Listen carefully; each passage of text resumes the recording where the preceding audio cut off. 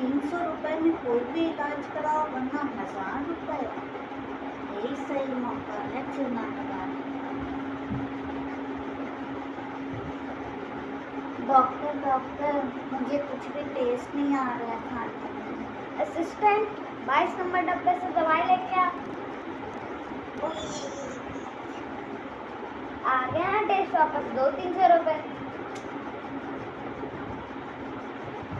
Day 2। Doctor मुझे कुछ भी याद नहीं आ रहा है। 22 नंबर असिस्टेंट 22 नंबर डब्बे से दवाई लेके आ। नहीं वो आ गया ना याद आज वापस 200-300 रुपए। डे 3। डॉक्टर मुझे कुछ भी दिखाई नहीं दे रहा है। ठीक है ना, बस इसका कोई इलाज नहीं है, ले लो तुम। ये तो 500 है। आ गया ना देखना वापस 200-300 रुपए।